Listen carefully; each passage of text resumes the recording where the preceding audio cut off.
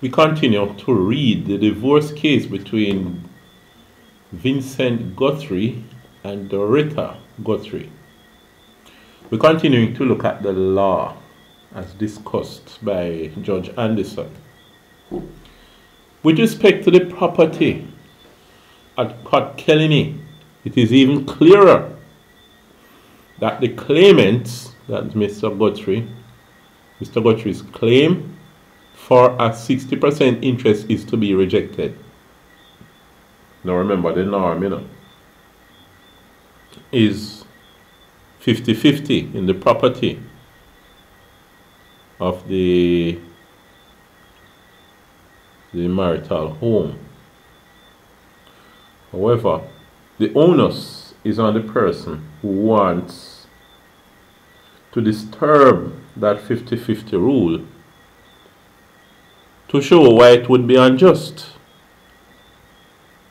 for the interest to be shared 50-50. Mr. Guthrie wanted to share that property 60 to him and 40 to Mrs. Guthrie. So we continue. The evidence from both is clear that this property was purchased to be developed as the matrimonial home, and further it is in the joint names of the parties.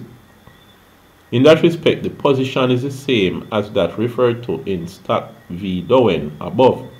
There is therefore both common intention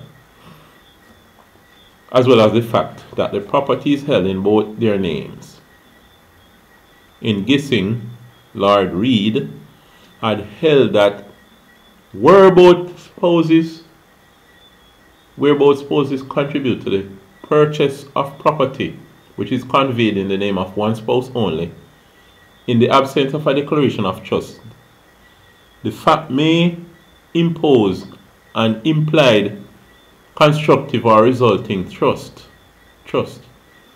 In circumstances where, as here, I have accepted as fact that both parties contributed to the purchase, even where the title held solely in the name of the claimant, I would have prepared to hold that the claimant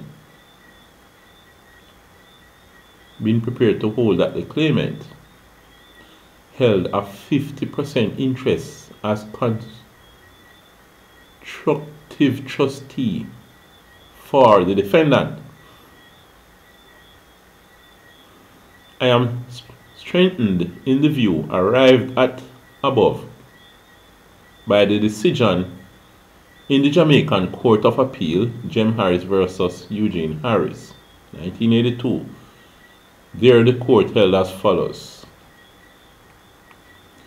The common pool of funds does not require anything other than an intention that it was for the joint use of the parties, and the parties having constructed a common pool from which the funds were provided to pay for property which was conveyed into their joint names. The only question arising is what proportion each should share.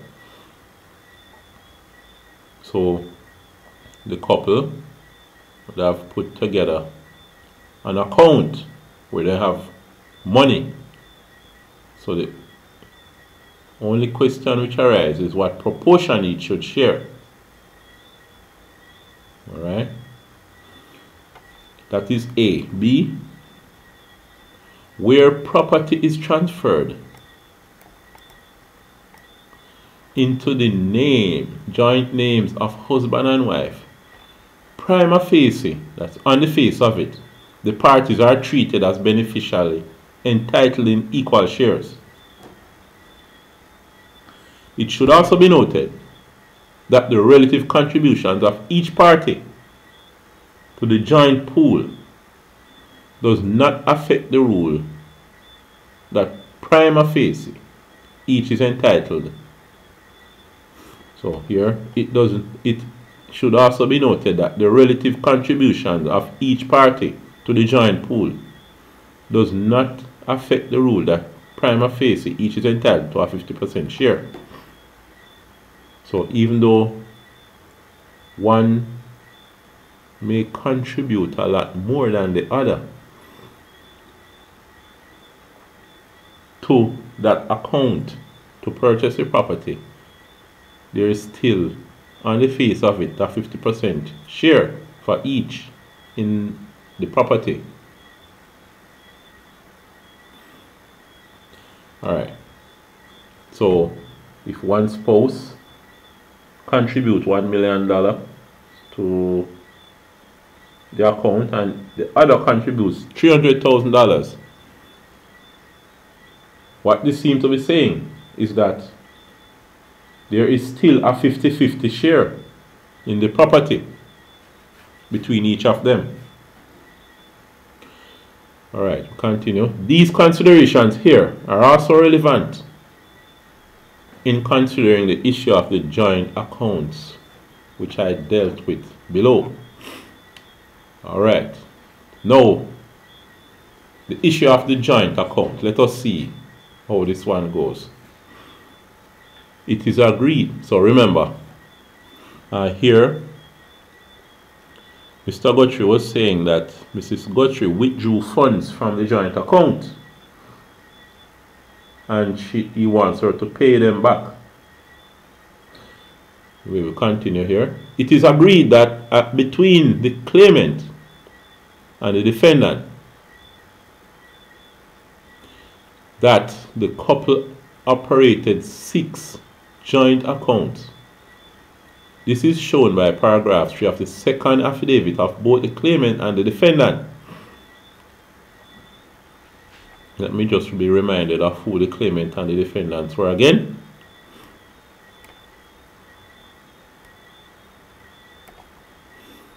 Mr. Guthrie is the claimant, Mrs. Guthrie the defendant. Alright.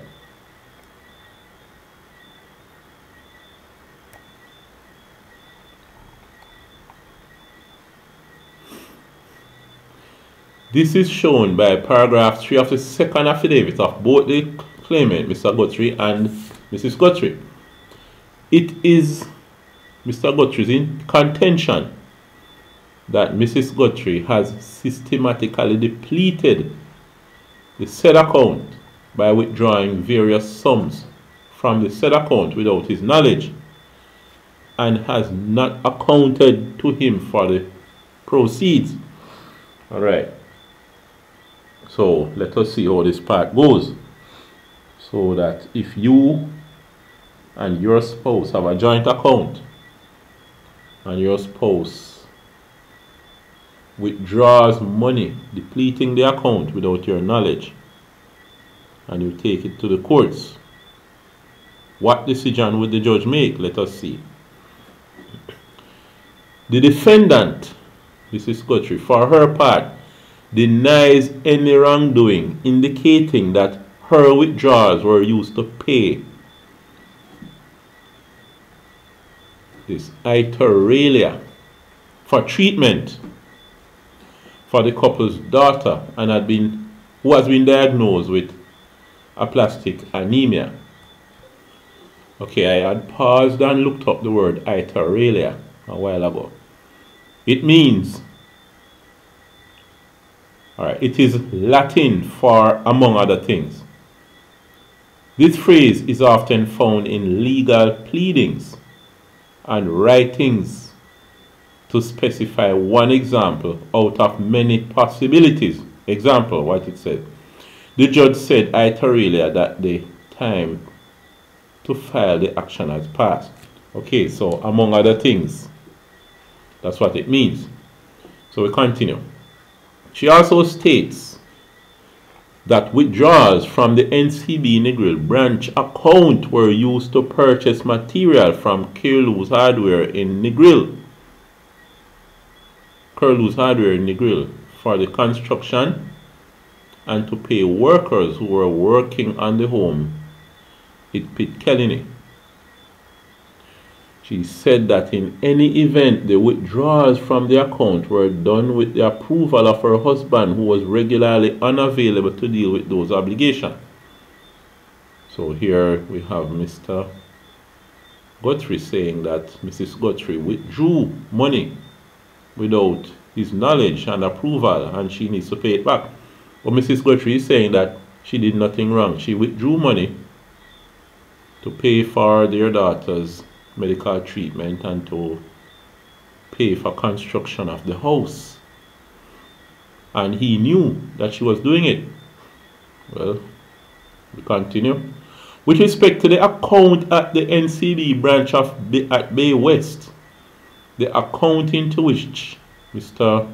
Guthrie's salary was paid, Mrs. Guthrie admits that she withdrew sums after her husband had added her name to the account to facilitate her purchase of material and paying